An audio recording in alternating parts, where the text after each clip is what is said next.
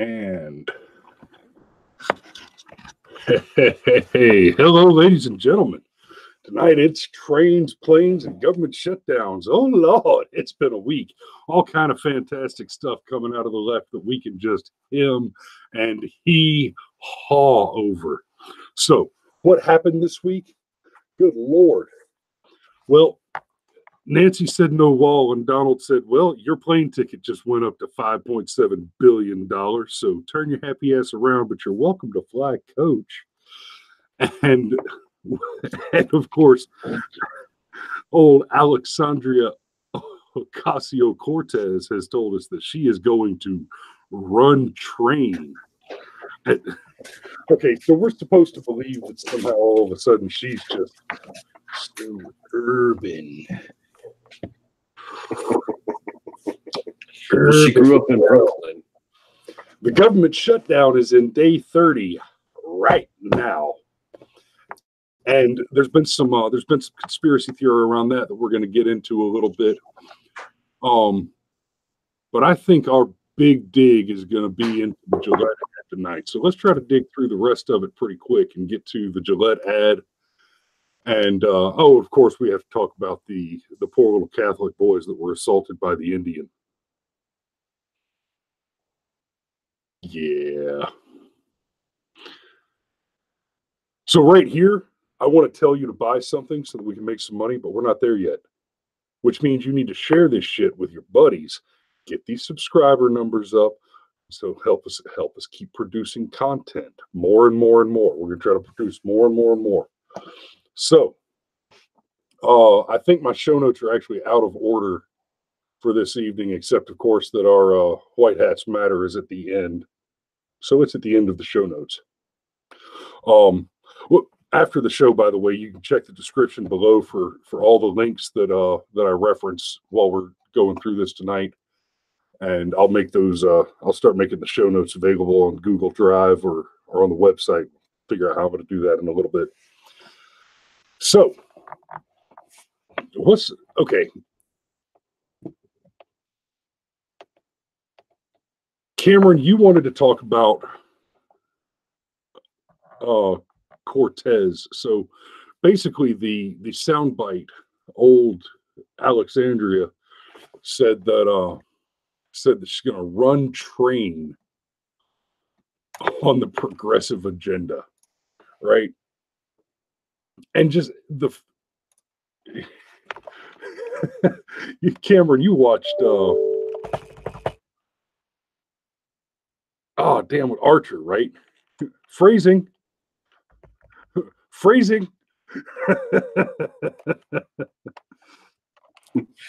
Do you want to that's what she said? Because that's how you get that's what she said. Right. No, about her. Well, the thing with AOC is I kind of had this brainwave, and I don't think she's anywhere near as dumb as she puts on. I think it is all an act, the whole thing where I'm like, I'm in my 20s and I'm so cute. Yeah, that's I think the whole thing is just her playing the game that and I think this for a couple of reasons. But the biggest is inherently progressives can't be honest about what they really want. Like when she's asked, well, your Medicare for all is going to cost $70 trillion over the next 10 years. Where are you going to get that money? Well, she can't say, well, basically, we're going to tax 50 cents of every dollar in the economy to pay for it, because people would freak out and tell her to jump in a lake. And Marxists are very charming. And the thing that made me think about this was she said something, and then I happened to click over onto another link that had Obama saying something, and I realized the youthful exuberance they were both deliberately exuding, that it was a very carefully cultured a facade of the highest order. Like it's supposed to push certain emotional buttons. So yeah, she's not dumb. She's a snake. Now she's wrong. How intelligent can you be if you're a socialist? But to think that there's nothing going on upstairs with her, I think that's a mistake. I think underestimating her is her greatest advantage.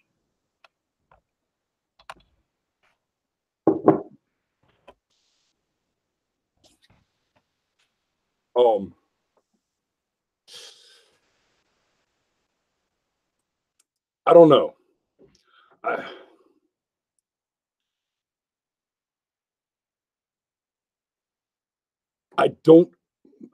honestly, I think you're giving her too much. I really do think you're giving her too much credit. It would be one thing if all she was doing was kind of adopting a sort of ditzy, goofy, cutesy persona to make herself more, I don't know, attractive to little soy boys. But the shit that comes out of her mouth, a person cannot. No, I may be able to. I may actually be about to make a solid point for your argument. It's difficult to believe that a person could be that dumb. Well, let's compare just for a moment to Donald Trump, a guy who speaks in wild, over-the-top hyperbole. Mexico's going to pay for the wall, and it just gets 10 feet higher every time somebody complains about it. Obviously, we were not going to have a 1,000-foot wall, and Mexico was going to write us a check. That was never going to happen. But the just theater of it. This is a bit of a side on that. During the campaign, Trump said that Mexico would pay for the wall. And on several occasions, he explained that he very carefully detailed what I mean by that is either we will recuperate the cost through tax savings by preventing U.S. capital from being expatriated to Mexico by criminal aliens. We will recover the cost through the renegotiated trade deals. And we will recover costs through lowering the rate at which our cost of basically welfare programs for criminal aliens, for hostile foreign invaders, just decreasing the rate at which that number increases. He made those points. He made those arguments that there are ways to basically make Mexico pay for it by, and this is not a full-throated defense of the claims, but this is a defense of the claims. Because let's remember, we're talking about the government here. We're talking about the government where they will reduce the projected budget increase from 7% to 5%, and they will run on that as having cut spending. Yeah, but that's my point. You have to. There's the theater of politics, and then there's the sausage making of politics. And I think even just some of the just mind-bogglingly stupid things that she says, and the particularly stupid way that she says them, I think it's playing a game very similar to how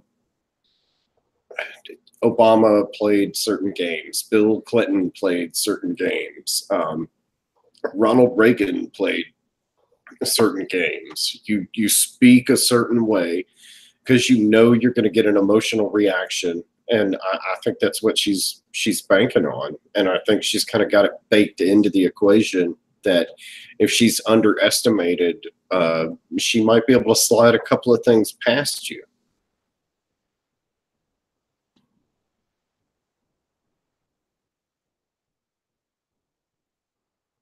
That's fair. That's fair. Okay, so it's dangerous to underestimate a snake in the grass. That's That's a solid statement. You're right.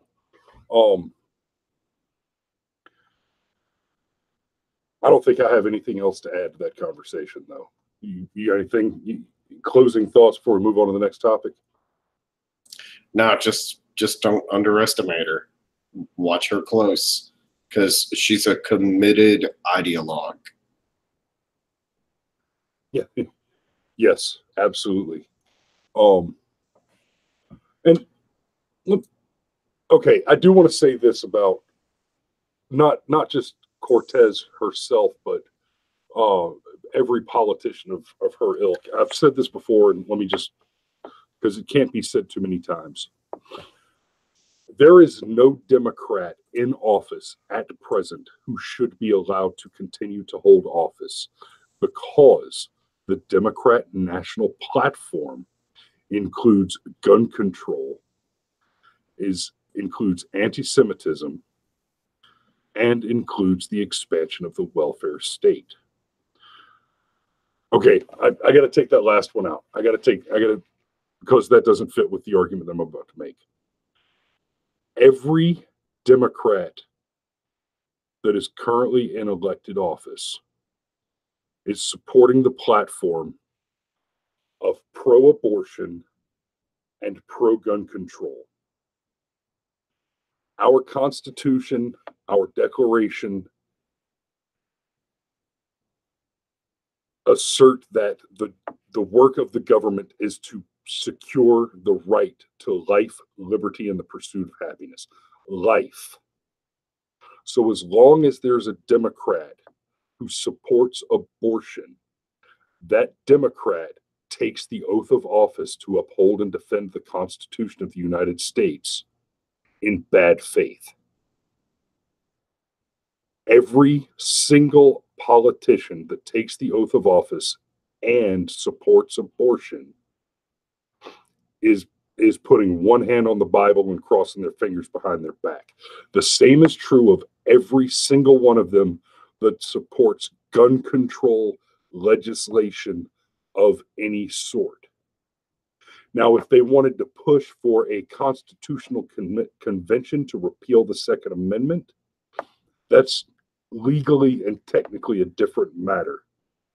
But to support the passage or even the consideration of legislation that limits our access to firearms and our right to keep and bear them is an outright violation of the oath to uphold and defend the Constitution of the United States of America. No elected Democrat has taken that oath in good faith. Period. Full stop.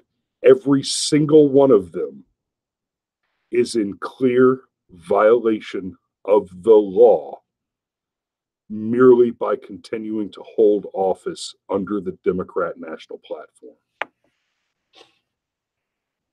Tell me I'm wrong, Cameron. Please, Cameron, tell me I'm wrong. You're wrong. But I mean, even the problem is at least from the point of bad faith. I don't know that illegal is the right word, but if you're going to swear an oath to uphold the Constitution, you actually have to uphold the Constitution. You can't secretly think that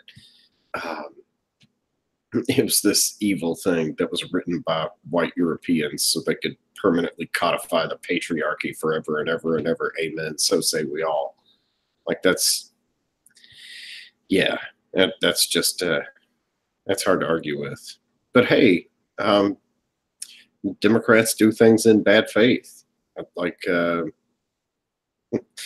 like Michael Cohen. Oh God, we haven't even gotten to that bombshell yet. I don't even have that in my notes. I got so much in my notes for the show this week. I completely forgot about the Cohen situation. The bombshell that was not a bombshell. The non-shell. You wanna drop that one for us? Okay, so Basically, BuzzFeed releases a report. Now, this is the same BuzzFeed that released the Piss dossier after nobody else would, not even CNN. But BuzzFeed releases a report that when CNN refuses to tell your lies for you, you know they're whoppers. Yeah.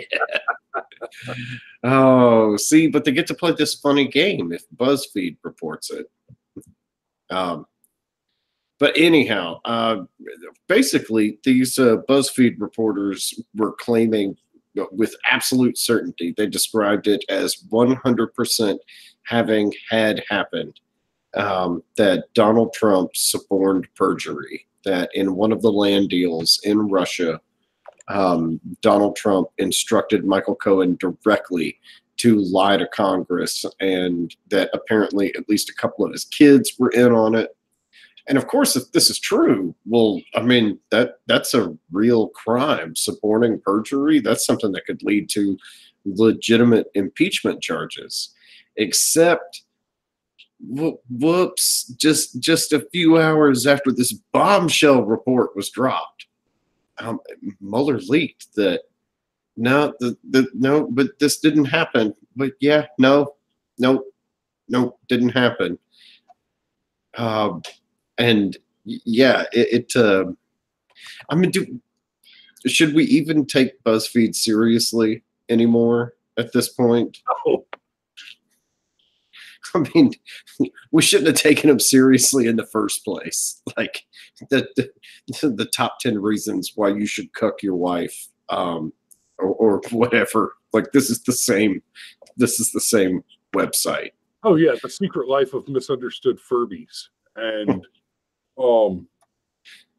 the documentary that they ran to encourage high school students to explore anal sex. That's who CNN is. Okay, and BuzzFeed is where you go when CNN won't run your shit. Hi, kids. Would you like to learn about prolapsed rectums? See it on CNN. Yeah.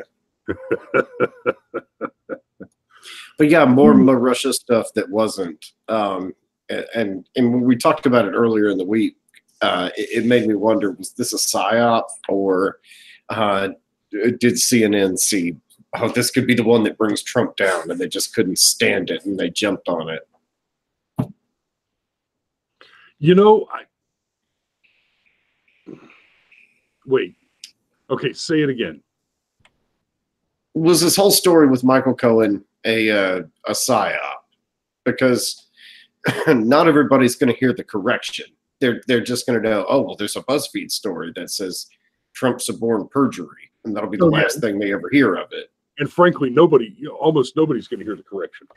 One of the things that these news organizations are incredibly notorious for is just straight up not issuing the correction or burying it on page 85A.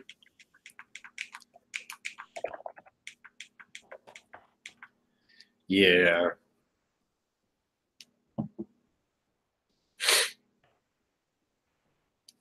Yeah.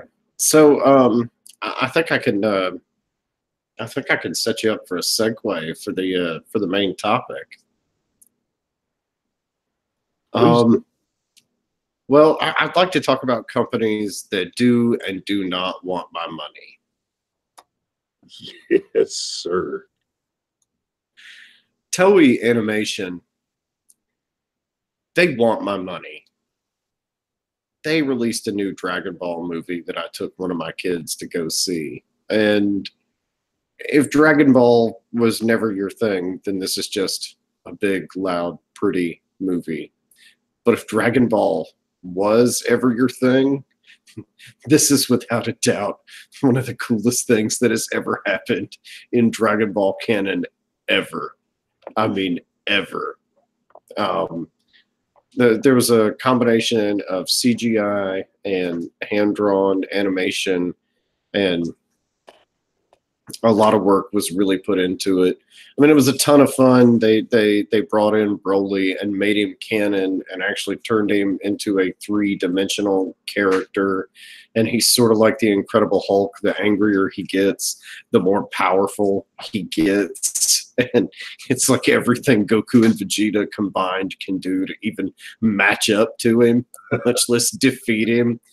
And the end of the movie is just stunning visual after stunning visual, where everything was clearly hand-drawn and a lot of thought was put into it. And so, yeah, you know, I remember when I first saw the trailer for it like 6 months ago, it was Frieza versus Broly, Vegeta versus Broly, Goku versus Broly. And I was like, okay, take my money. Take it. You got me. I want to see that happen. And it did not disappoint. So, oh, yeah. And it was actually in theaters. Oh, yeah, it was in theaters. Me and Luke went and saw it in theaters. And I mean, and the crowd cheered. It was definitely that kind of movie. It was a ton of fun. Ton of fun. No,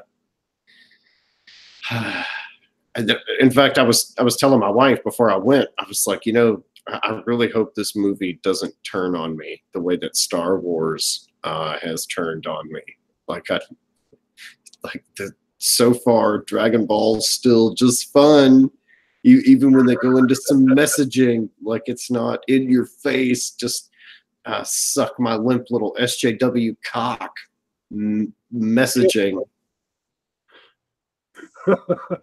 Language. Language. Do you see this beard? I can speak however I damn well please.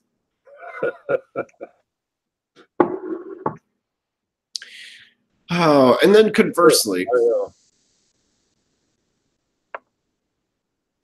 this is how it's done. Yeah, I mean, when you just give up, sure.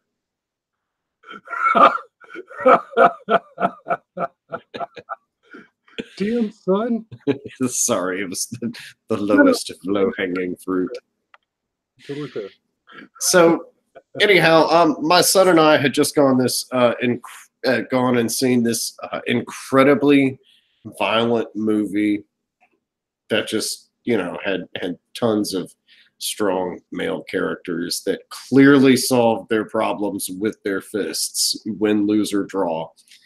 And we're leaving the restaurant, and I'm just feeling full of my masculinity. And I'm like, you know what? I'm going to teach my son how to be a man. And I'm pulling up to the McDonald's, and I'm deciding if I want to rob the place or if I just want to steal one of the girls that's working behind the counter and rape her right there in the parking lot. And and then magically, this ad pops up on my YouTube playlist, and it's the Gillette ad. And then all of a sudden, I was a whole and complete person. And I realized that boys will not be boys. That I was in no way the best a man could get. In fact, I decided the real reason I wouldn't shave was I was not worthy of Gillette's razors. Jesus. And I say all that to say, Toei Animation wants my money and Procter & Gamble doesn't. Boy, there's a truth statement for you. And that's I'm glad you said it that way. If you're gonna boycott, it is not sufficient to boycott Gillette. You can't just stop buying Gillette. If you just stop buying Gillette, that's they're not going to care. Just stopping with Gillette, man. Procter & Gamble is still selling you toilet paper and toothpaste and baby powder and everything else. No. You've got to read the list and, hey, I want to buy some toilet paper. Let's see, what kind of toilet paper did Procter & Gamble make? Oh, they make this one. Well, we're done with that.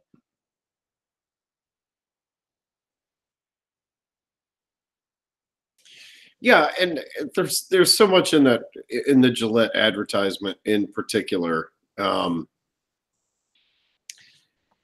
Like seriously, the first time I watched it, like it was so cringy and awkward because like I really worried that the director of the video was going to get a hernia from virtue signaling so very hard. And as if there was any question. I was a little distracted the last couple of minutes because I was over here memeing.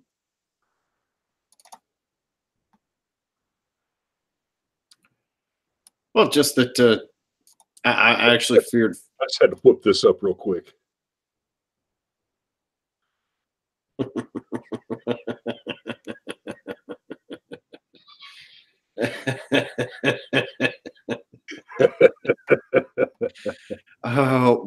What does it say that the Mueller investigation actually comes out and almost immediately denies this report? Like, well, it's fascinating, really, because when you look at the Mueller investigation, the whole situation with the Mueller investigation, we know that Mueller never should have been involved at all. The conflict of interest is just so stark because Mueller was the head of the FBI while Hillary Clinton was the Secretary of State under Barack Obama. So you got Obama, you got Hillary, who are basically part of the same. I mean, Obama's just part of the same syndicated Clinton crime family. And during that time, you've got the Uranium One scandal, which, if you're not familiar with Uranium One scandal, that's one that you should look up. I won't go into it, but I won't go into the details. But basically, the long and the short of it is that Hillary Clinton sold 30% of U.S. uranium to Russia while she was the Secretary of State. No, she wasn't the only one. You're right. No, that's true. She's not the only one that had to sign off on that deal. But the idea that more than one person signed off on a deal to sell weapons material to a hostile nation. Okay, yeah, she's not the only one that should be hanged for treason. No, that doesn't make it better. That makes it worse. Like no, Chris, but we misunderstand. She was able to get away with this because a complicit FBI refused to prosecute her in particular for the crime she was committing. And we've seen that to be the case again with Comey as the head of the FBI. So we have seen clearly that the Clinton crime organization has penetrated the FBI, deeply corrupted it at the highest levels, that it's been going on for the better part of 20 years.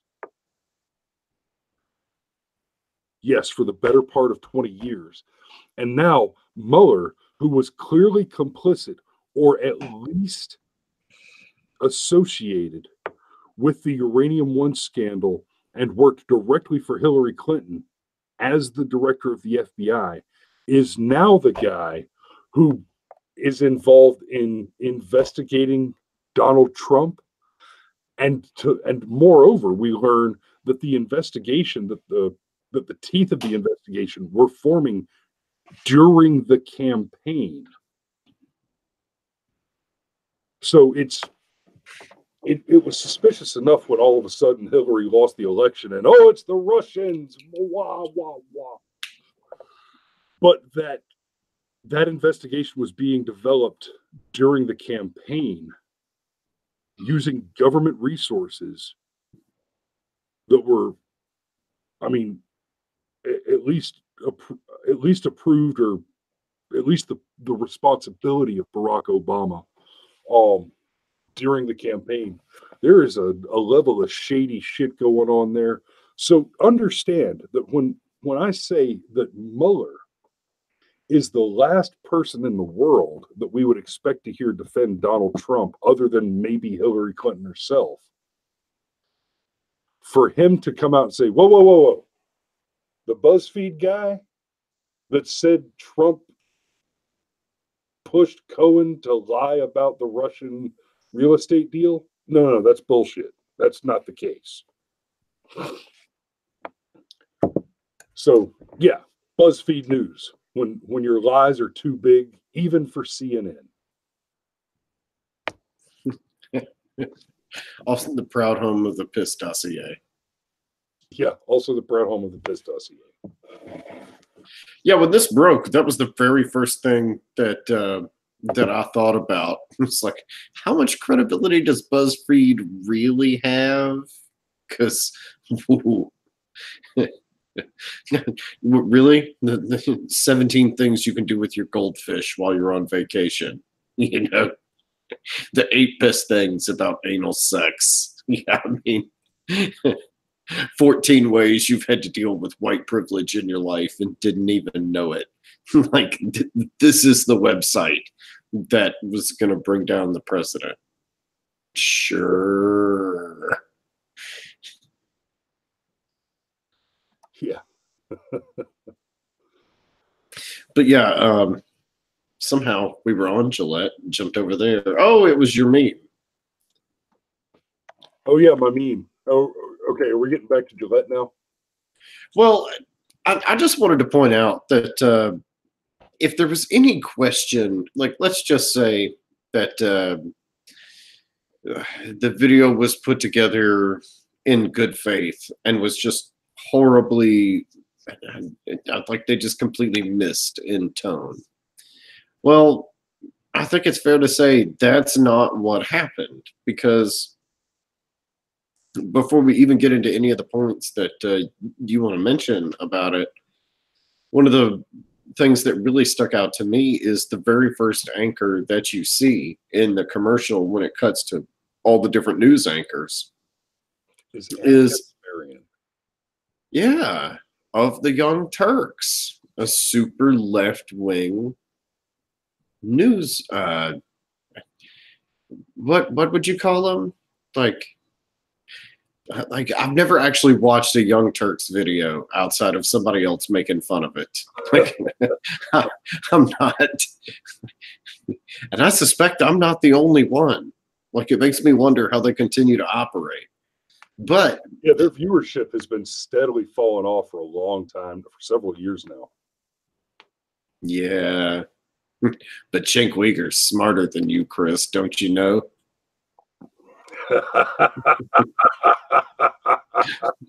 What, you didn't get the memo? You think I'm joking? No, but the fact that they were deliberately broadcasting as much left-wing stuff as they could, and it was being done deliberately. You were supposed to, if you were offended by this commercial, you were supposed to be offended by this commercial. I don't think anything in it was done by accident. And I have some liberal friends on Facebook that were like, oh my God, it brought me to tears. And I'm like, oh my God, gag me with a wooden spoon. This really brought you to tears? How can you not see this? It's right in your face. But yeah, the people that were attracted to it were supposed to be attracted to it. And the people that didn't care about it were not supposed to care about it. And the people that were offended by it were supposed to be offended by it. This was very much Gillette trying to tell guys like me and you, hey, get with the times. You're not the best man you can be. Now, meanwhile, I know you've seen the picture passed around with all of those fine Gillette asses that have got Gillette spelled out on their ass cheeks. Like, this is the same. Stay woke. Stay woke until it comes time to hire a 22-year-old girl that works out 4 times a day. Like, that's then all of a sudden we can let me pause you for just a second there, and then I want to we'll dig into it a little bit more, because I'm not getting any feedback, guys. Who's in the chat? Who's in the chat? Hit us with your questions so we can throw you some answers. Or call me an asshole. Tell me I'm stupid. Give me something I can work with here.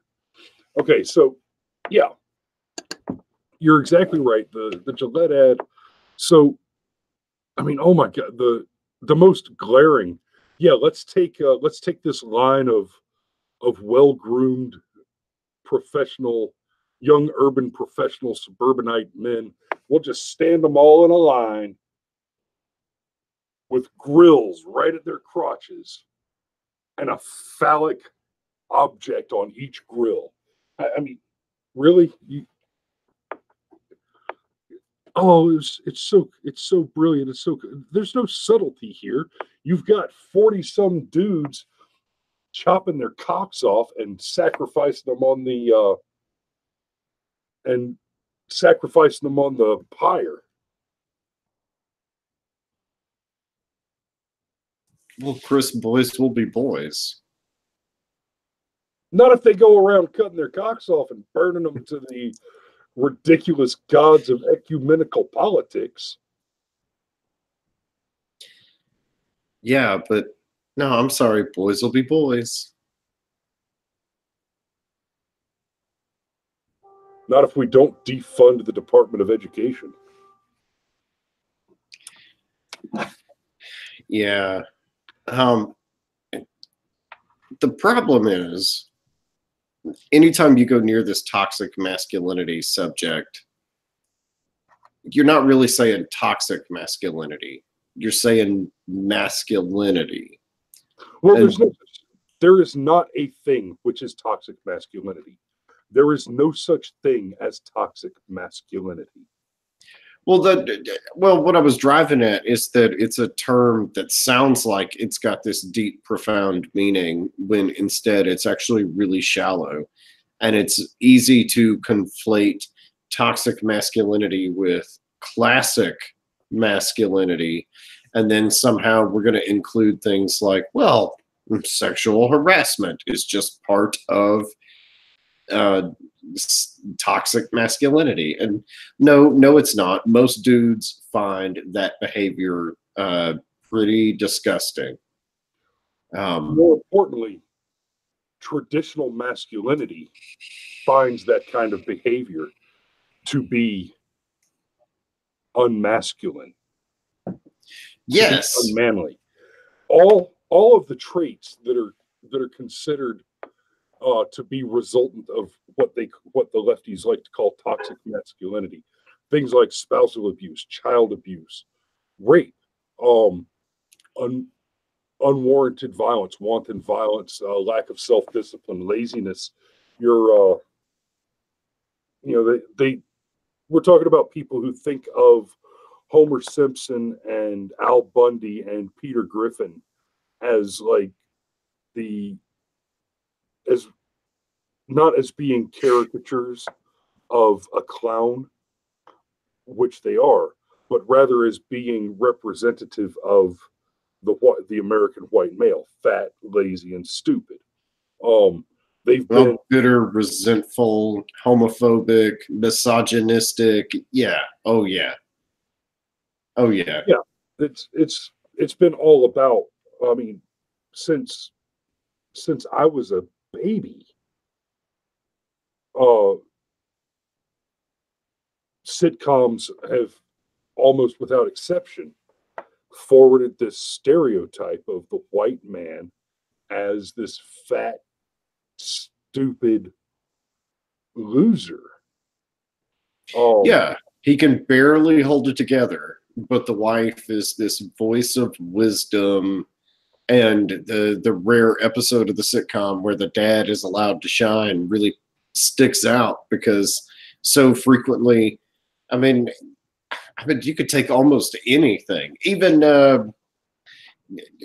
shows that are a little more hip and urban nowadays, like Blackish, starring Anthony Anderson. Hell, even Carl Winslow wasn't real bright. Yeah, exactly. It's not just the white male, but the classic patriarch of the family. Anything that was positive about that image or about raising your family that way has been eliminated, undermined, mocked, just whatever. And the Gillette ad, I mean, like, man, I remember like the when I was a kid, Gillette ads were dudes shaving, nuzzling, good-looking women, while the chorus of men said, "Gillette, the best a man can get." And nobody actually thought that if you shaved with a certain magical razor, suddenly you were going to be allowed to rape women all you want. Like, that's just such a stupid premise. But now, oh nope, we can't even point out that men and women groom themselves deliberately to attract men and women. There's even something specifically that happens in the commercial where a really good looking woman walks by this guy and he's like, "Oh, damn." And he walks up to start talking to her. And another guy steps in front of him and is like, "Oh, not cool, bro. Not cool, not cool." So, wait a minute. Whoa, whoa, whoa, whoa, whoa, whoa, whoa, whoa, whoa, whoa. You know, as Bering would say, whoa, whoa, whoa, whoa, whoa, whoa, whoa, whoa. I'm not allowed to go talk to women anymore? No, no, of course not. God forbid we propagate the species without going to a booty club and grinding on somebody. And honestly, if women are dressing a certain way, they're looking for attention. And maybe they get too much of it, or maybe they have some weird self-loathing thing going on, or I don't know. But I mean, if you put on a tube top and a mini skirt, dudes are gonna look at you and they're gonna talk to you. It's just a thing that is going to happen, period. And a lot of women are very, very aware of that fact. My wife told me once that if a girl ever mentions something sexual in your presence more than a couple of times, she's doing it on purpose. She's deliberately trying to, implant the idea of sex into your mind with her in the context of her or whatever. And it's a really subtle cue, and it's something that you can miss if you're inexperienced. So to say that now all of a sudden, like, I can put on a really nice suit and I can shave my beard and I can get a haircut, and women are not allowed to notice me because we're not that far away from where it'll be every bit the sexual harassment for women to come on to men. And then a woman can look very attractive and that way on purpose, and I'm not even allowed to go up and ask her for her phone number. And besides, you actually give women all the power. Like if I walk up to you and I say, "Hey, Chris, I'd love to take you out. Where do you want to go?" Well, if I'm not willing to take you where you want to go, and I'm not willing to pick you up at the time you want to be picked up at, and I'm basically not willing to follow all the rules that I have to follow just for the privilege of taking you out, well, then I don't get to take you out. But if you walk up to me and you say, "Hey, you should take me out," I'm going to be like, "No, I don't think so." And to take away that entire interplay between men and women that happens very naturally, where they do this sort of complex dance of chase and capture and release and chase and capture and release. Like it is dangerous to take that away from our species. And the whole thing with the Gillette ad saying that is toxic masculinity. You're basically saying being a human being is toxic. To follow your natural instincts is toxic. It's not that far away from rape or sexual harassment. If you would walk down the street and you would try and catch up with a girl and say, "Hey, I'd love to call you sometime. I think you look amazing." You're really just one or two steps away from mansplaining or outright rape. It's ridiculous. So Procter & Gamble doesn't have to get any more of my money. Yeah, not another damn penny. Now, I mean, obviously, I'm not spending a whole lot of money with Gillette.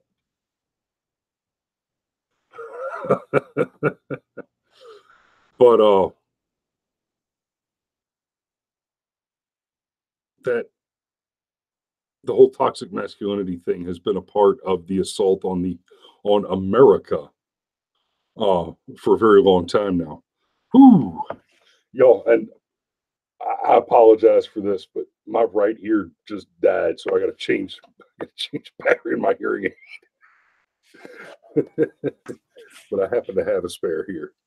Hey, well, while you do that, why don't you throw it over to me, and I'll get us into our super happy, exciting segment.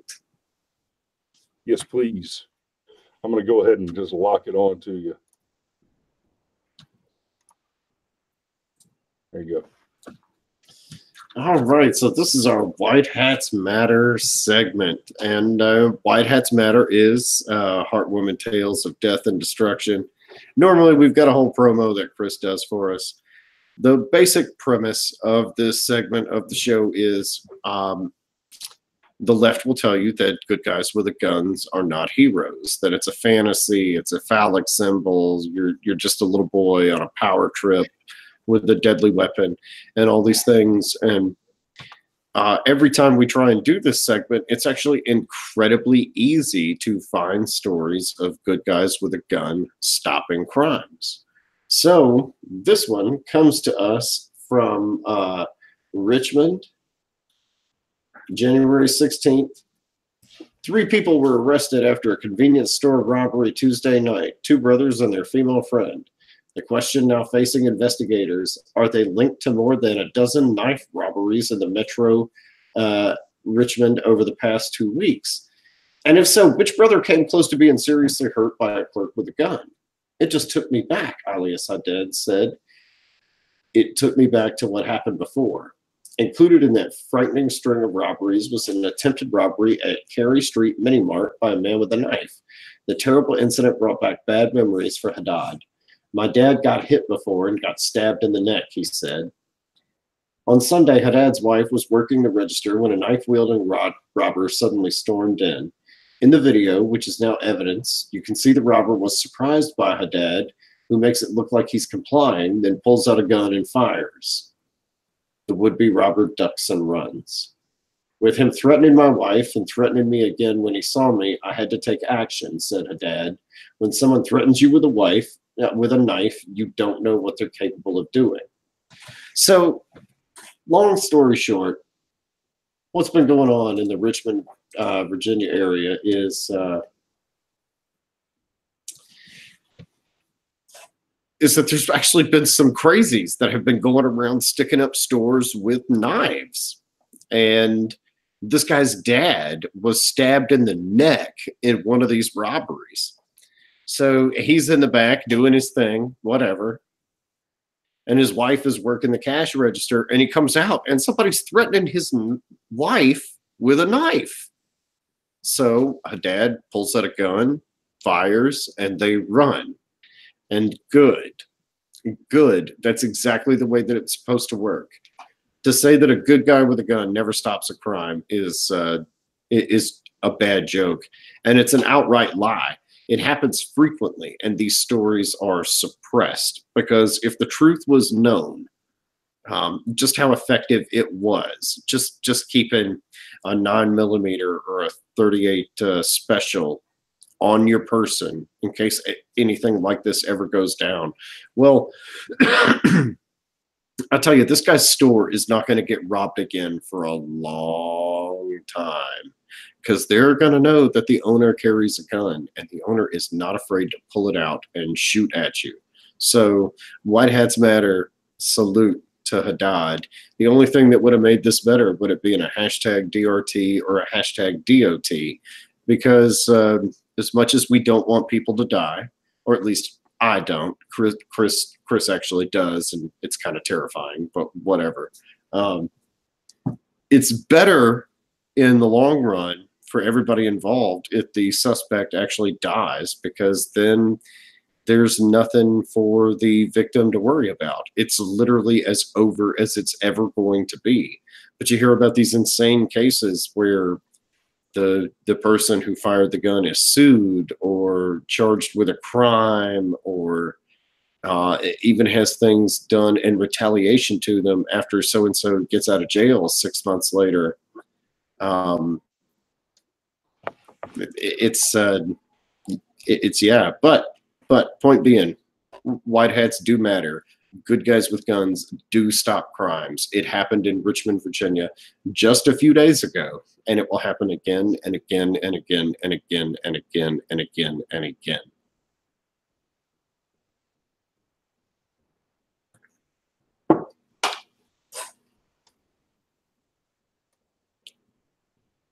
All right.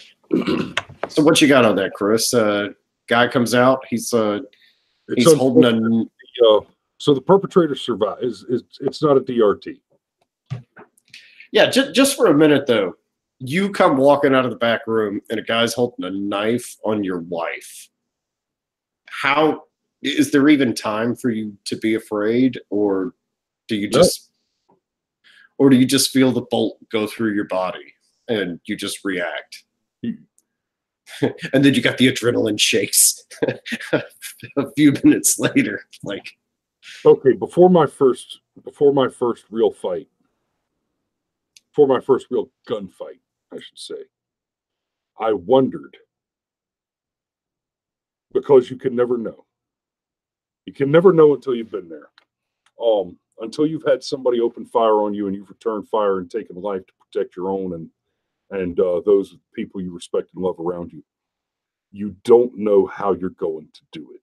You don't know if there was every possibility, and I was aware that this was the case. There was every possibility that the first time the enemy opened fire, I would freeze or, and become indecisive. And I remember it so clearly. The IED went off, and I turned to face the direction that the enemy was most likely to be in, which was behind me at the time. Not that the enemy is most likely to be behind you generally. It was the particular tactical situation I was in behind me happened to be where the enemy was most likely to pop up. And I remember very clearly having the thought, okay, it's time to go to work. And I popped up my rifle and turned around and handled business. So coming to the back room, bad guy's got a knife on my wife. You can't just draw and open fire because I might hit her. And for me to say that is that's importantly careful bit of thought. I'm a pretty good shot, but no, there's no time to be afraid. It's time to attempt to negotiate, carefully move to improve your firing position, and eliminate the enemy as soon as humanly possible.